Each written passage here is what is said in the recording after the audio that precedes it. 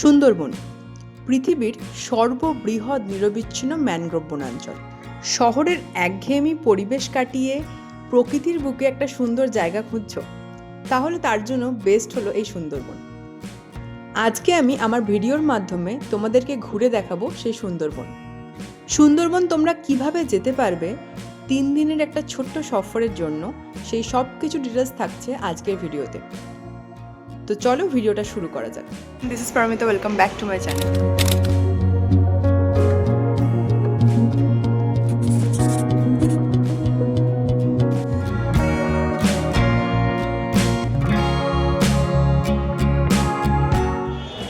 চলে এসেছি শিয়ালদা স্টেশনের একদম বাইরে। এখান থেকে আমরা ধরবো ক্যানিং লোকাল।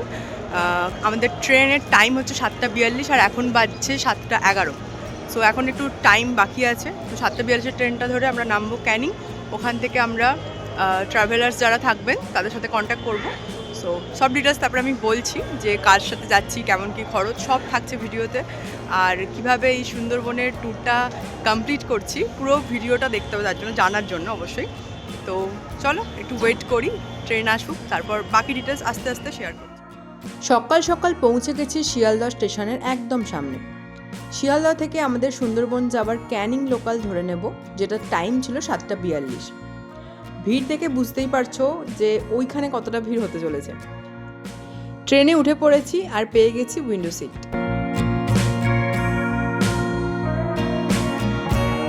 ট্রেনের টাইম কিন্তু একদম রাইট ছিল। সো আমরা সেই মতোই 8:50 নেমে পড়েছি ক্যানিং স্টেশনে।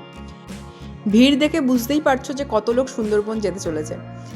তো স্টেশন থেকে বেরিয়ে তোমরা পাশে দেখতে পাবে এরকম সাইনবোর্ড নিয়ে অনেকেই দাঁড়িয়ে থাকবে, যারা হচ্ছে ট্যুর অপারেটর রয়েছেন তারা।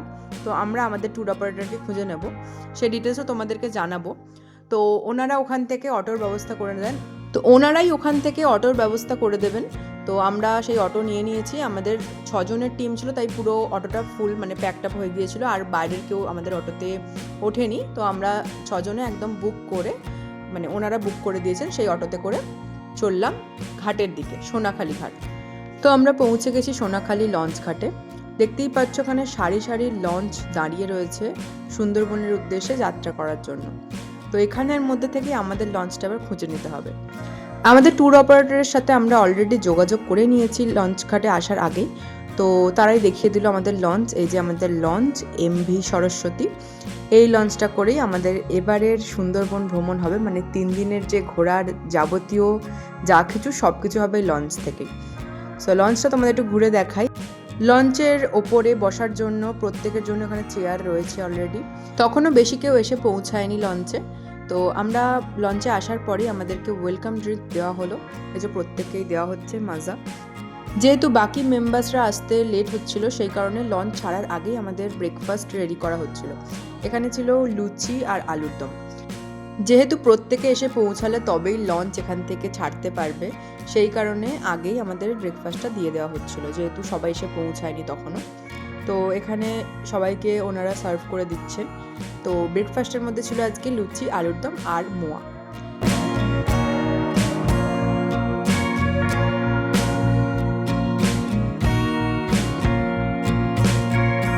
খাবার কিন্তু বেশ সুস্বাদু, মানে ব্রেকফাস্ট আমার বেশ ভালো লেগেছে। এবার বাকিগুলো কেমন কি হয় সেটা তো আস্তে আস্তে আমরা জানতে পারবো। খাওয়া দাওয়া তো হলো, ব্রেকফাস্ট করার পরেই লঞ্চ ছেড়ে দিয়েছে, দেখতেই পাচ্ছ।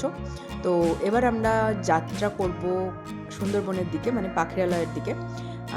তো তার আগে যেতে যেতে আমি তোমাদের লঞ্চটা পুরোটা একবার ঘুরে দেখাই।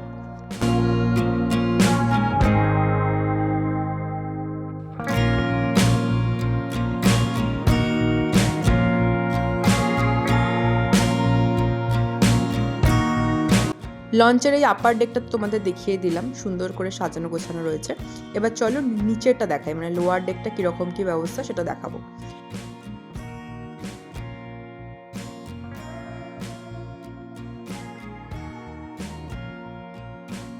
লোয়ার ডেকে ঢুকে ডান দিকে রয়েছে ওয়াশরুম, প্রত্যেকের ইউজের জন্য এই ওয়াশরুমটা। আর নিচেটা পুরোটা এরকম বেড সিস্টেম করা রয়েছে, এখানে তোমরা তোমাদের লাগেজপত্র রাখতে পারবে, সেভাবে ব্যবস্থা করা আছে। এদিকেও আছে, এখানে তোমরা এসে রেস্ট নিতে পারো কেউ চাইলে। জানলা রয়েছে এখানে খুলে দিয়ে। দেন এখানে যেমন এখানে শুয়ে আছে, বাবা আমার। এই হচ্ছে এখানের ব্যবস্থাপনা। এবার তোমাদের কিচেনটা দেখিয়ে নি। এটা হলো এই লঞ্চের কিচেন। তখন পাতুরি রেডি হচ্ছিল, মানে ভেটকি মাছের পাতুরি। মানে বুঝতেই পারছো লাঞ্চটা আজকে জমে যাবে জাস্ট।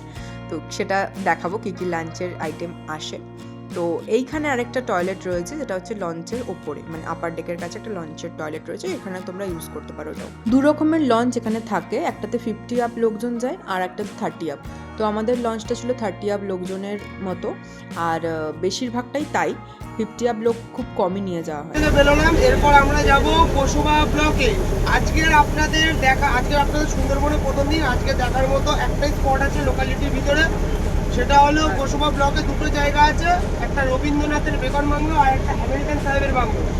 ওই দুটো জায়গা আপনাদেরকে আমরা ঘুরিয়ে দেখাবো।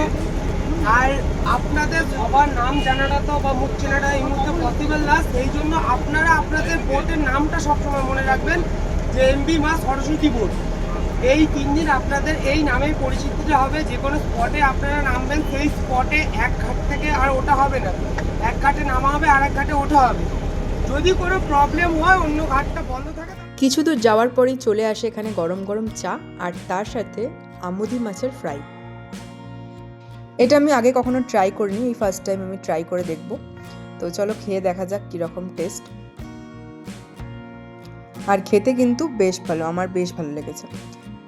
এরপর আমরা খাওয়া দাওয়া করে আমাদের যে সাইট সিন দুটো রয়েছে আজকে, মানে একটা জায়গাতেই দুটো সাইট সিন, সেই সাইট সিনগুলো করার উদ্দেশ্যে সেদিকে এগোচ্ছি।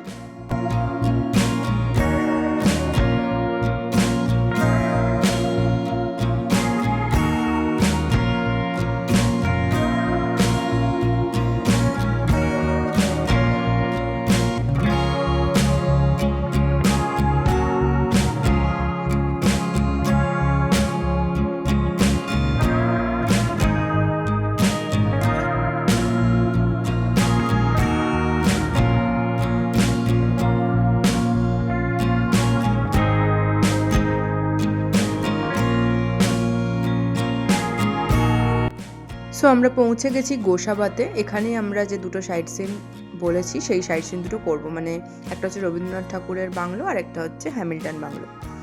তো চলো, এখানে আমাদেরকে গাইড করে নিয়ে যাচ্ছে ওই ভাইগুলোর মধ্যে একজন।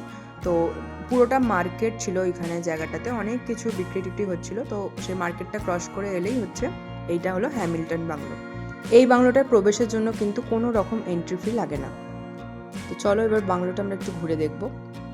এই বাংলোটা পুরোটাই কিন্তু সেগুন কাঠ দ্বারা নির্মিত।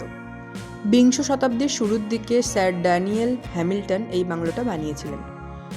স্থানীয় মানুষদের কাছে এই বাংলোটি লণ্ঠন সাহেবের বাংলো নামে পরিচিত।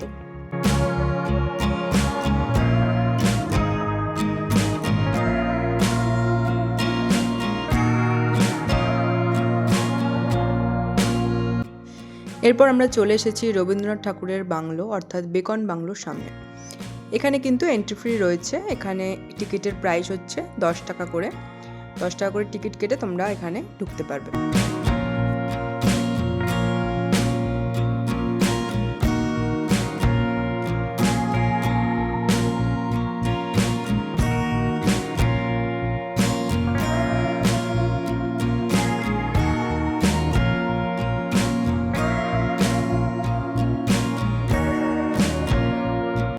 এই বাংলোটিও নির্মাণ করেন স্যার ড্যানিয়েল হ্যামিল্টন। আর 1932 খ্রিস্টাব্দে হ্যামিল্টনের আমন্ত্রণে রবীন্দ্রনাথ ঠাকুর এখানে আসেন এবং কিছুদিনের জন্য এখানে অবস্থান করেন। এই বাংলোটিও পুরোটাই কিন্তু কাঠ দিয়ে নির্মিত। আর এর ভিতরে যদি বলি কিছু আছে কিনা, এর ভিতরটা কিন্তু এখন পুরোই ফাঁকা, জাস্ট রবীন্দ্রনাথ ঠাকুরের একটা ছবি রয়েছে। পুরোটা ঘুরে দেখার পর আমরা চলে এসেছি লঞ্চ ঘাটে। আর এখানে আমাদের লঞ্চ এমভি সরস্বতীও চলে এসেছে। আর লঞ্চে উঠেই শুরু করে দিলাম লাঞ্চ, মানে লাঞ্চ দেওয়া শুরু হয়ে গিয়েছিল।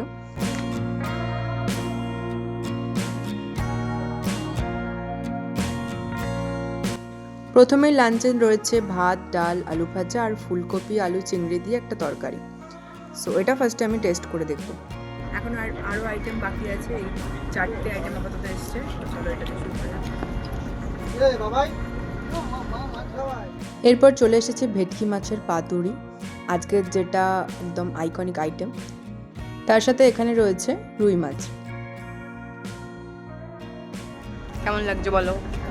খুব ভালো, খুব সুন্দর খেতে, মাছগুলো খুব ভালো, খুব ভালো খুব ভালো খুব ভালো, খুব ভালো। আমি কিছু বলতে পারছি না। খুব সুন্দর। আর একদম শেষ পাতে ছিল চাটনি আর পাঁপড়। আমি এখন পাতুরিটা টেস্ট করে দেখব যে পাতুরিটা অ্যাকচুয়ালি কেমন খেতে হয়েছে। দেখতে তো বেশ লোভনীয় হয়েছে, টেস্ট করে দেখা যাক। মাছটা কিন্তু বেশ সফট ছিল, দেখতেই পাচ্ছ এখানে। আর ভাতের সাথে মানে গরম গরম ভাতের সাথে গরম গরম পাতুরি ইজ টু গুড। খুবই ভালো টেস্ট ছিল, দারুণ লেগেছে আমার জাস্ট। দুটো সাইড সিন আমরা করে মানে হ্যামিল্টন বাংলো আর বেকন বাংলো এই দুটো সাইড সিন করে আমরা এসে লাঞ্চ করলাম। লাঞ্চ আমাদের কমপ্লিট হয়ে গেছে 3টের মধ্যে। যেহেতু আজকে আমাদের বোট ছাড়তে একটু লেট হয়েছে, সো লাঞ্চের টাইমটা একটু লেট হয়ে গেছে, না হলে মোটামুটি 1:30 নাগাদ এখানে লাঞ্চ দিয়ে দেওয়া হয়। সো লাঞ্চ টাঞ্চ করে এবার যাব আমরা পাখিরালয় মানে আমাদের হোটেলের উদ্দেশ্যে। সো এখনও যেতে বেশ কিছুক্ষণ লাগবে, এখান থেকে মোটামুটি 2-3 ঘন্টা তো লাগেই। তো পৌঁছাতে পৌঁছাতে বিকাল হয়েই যাবে। সো বেশ ভালো লাগছে, শীতকালে একটা মিষ্টি মিষ্টি রোদ খেতে খেতে যাওয়া, সুন্দর একটা পরিবেশের সাথে দারুণ জমে গেছে একদম পুরো। চারটে বাঘ চারটে ওই তো বাঘ চারটে বাঘ জলে নেমেছে, ঝগড়া করছে। চারটে বাঘ।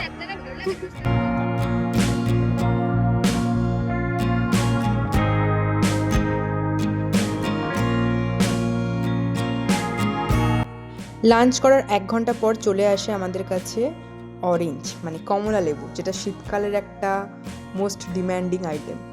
তো সূর্যাস্ত দেখতে দেখতে এবং কমলা লেবু খেতে খেতে আমরা প্রায় পৌঁছেই গেছি পাখিরালয়ের কাছে।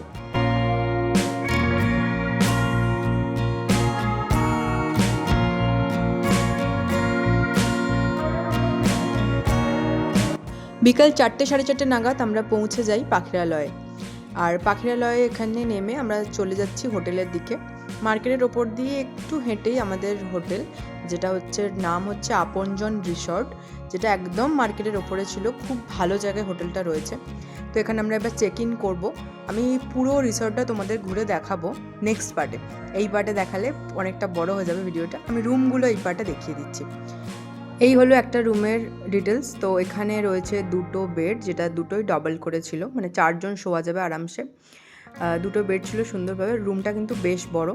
এক পাশে ছিল এদিকে একটা টেবিল, যে টেবিলে জগ টগ রাখা ছিল। গরমকালের জন্য রয়েছে সিলিং ফ্যান, আর শীতকালের জন্য বেডে অলরেডি ব্ল্যাঙ্কেট দেওয়া রয়েছে। তো এখানে রয়েছে বেসিনের সাথে একটা মিরর। আর এবার আমি ওয়াশরুমটা তোমাদের দেখাই। ওয়াশরুমটাও বেশ পরিষ্কার পরিচ্ছন্ন আর বেশ বড়। রয়েছে একটা গিজার তোমরা নিতে পারো এখানে এসে। এই রুমে রয়েছে 2টো উইন্ডো, এটা একটা উইন্ডো। এইখানে উইন্ডো ভিউটা আমি দেখাই একটু। এটা হলো উইন্ডো ভিউ। এই যে হোটেল আমাদের দেখা যাচ্ছে, হোটেলটা কিন্তু অনেকটা বড়। আচ্ছা, এটা একটা ভিউ, আরেকটা উইন্ডোর ভিউ আমি দেখাচ্ছি। আরেকটা উইন্ডোর ভিউ রয়েছে, এটা মানে হোটেলের যে গার্ডেনটা রয়েছে সেটা দেখতে পাবে। সো এই হলো একটা রুমের ডিটেলস আমি দেখালাম। রুমের বাইরে কমন ব্যালকনিও রয়েছে। তো এই হলো আরেকটা রুম, এটা তো সেম ডবল বেডের 2টো বেড রয়েছে। এছাড়া ওয়াশরুম বেসিন যেমন আগের রুমটায় দেখলে সেরকমই রয়েছে। ফ্রেশ হওয়ার কিছুক্ষণের মধ্যেই চলে আসে গরম গরম কফি, আর তার সাথে আজকের ইভিনিং স্ন্যাক্সে ছিল চাউমিন। এরপর সন্ধ্যেবেলা অ্যারেঞ্জ করা হয় ঝুমুর নাচ, যেটা শুরু হয় 6-6:30 দিক করে। আর এটাও পুরোটাই ওনারা অ্যারেঞ্জ করেছেন, মানে আমাদের যারা ট্যুর অপারেটর ছিলেন তারাই অ্যারেঞ্জ করেছেন। তোমরা সেটা সন্ধ্যেবেলা বসে এনজয় করতে পারবে। খুব সুন্দর লাগে এই নাচগুলো দেখতে অ্যাকচুয়ালি। আর তার সাথে ওদের ভাষার গান যেটা আর কি, সেটাও তার সাথে চলছিল লাইভ একদম। খুব ভালো লাগছিল দেখতে।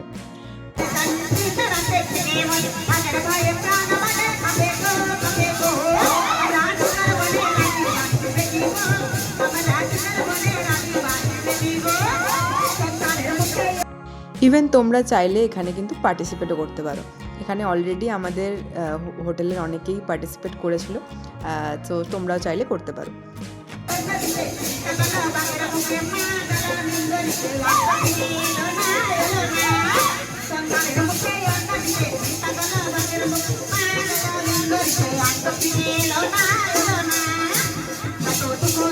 তো ঝুমুর নাচ দেখা শেষ করে আমরা একটু বেরিয়েছিলাম মার্কেটের দিকে। মার্কেটে কিন্তু প্রচুর দোকান রয়েছে, আর তাতে অজস্র জিনিসে ভরা। তুমি কোনটা ছেড়ে কোনটা কিনবে না এটা ভাবতে পারবে না, মানে কিছু না কিছু কিনতে হবেই প্রত্যেককে, এত জিনিস বিক্রি হচ্ছিল। তো এরপর চলে এসেছে আমাদের রাতের ডিনার। আজকে আমাদের ডিনারে ছিল ভাত আর মাটন। রুটিটা কিন্তু ডিনারে ইনক্লুড ছিল না, রুটিটা আমরা বাইরে থেকে কিনেছিলাম। তো ভাত আর মাটনটা আজকে ডিনার ছিল। আজকে আমরা ডিনার করে তাড়াতাড়ি শুয়ে পড়েছিলাম, কারণ নেক্সট দিনের প্ল্যান রয়েছে, মানে কাল আবার সকাল সকাল বেরোতে হবে সাইট সিন করতে। তো অলরেডি ভিডিওটা অনেকটা বড় হয়ে গেছে, তাই আমি পার্ট 1-এ সবগুলো দিলাম না। আজকে আমি শুধু ডে 1টা রাখছি, নেক্সট ভিডিওগুলোতে আসবে ডে 2 অ্যান্ড ডে 3। আর সেখানে আমি কিন্তু সব ডিটেলস তোমাদেরকে দিয়ে দেবো, কোন ট্যুর অপারেটর, কোন সময় আমরা গিয়েছিলাম, ইভেন কেমন কি খরচ পড়েছে, কিভাবে তোমরা যোগাযোগ করবে, তার নাম্বার থেকে শুরু করে সব কিছু আমি কিন্তু ভিডিওর মধ্যে দিয়ে দেবো। তো তোমরা নেক্সট ভিডিওগুলোর জন্য ওয়েট করো। আজকের ভিডিও এতটাই। যদি ভিডিওটা ভালো লাগে একটা লাইক করে দিও, নিজেদের ফ্রেন্ডস এন্ড ফ্যামিলির সাথে ভিডিওটা শেয়ার করো, আর আমার চ্যানেলে যারা নতুন চ্যানেলটিকে সাবস্ক্রাইব করে দিও, পাশে থাকা বেল আইকনটা অন করে দিও, যাতে তোমরা নেক্সট ভিডিওর নোটিফিকেশন খুব তাড়াতাড়ি পেয়ে যাও। দেখা হচ্ছে নেক্সট ভিডিওতে। নেক্সট পার্টে থাকছে আরও অনেক ডিটেলস অ্যান্ড থাকছে আরও বেশি সাইট সিন। তো সেই ভিডিওগুলো দেখতে থেকো। আজকের মতো টাটা।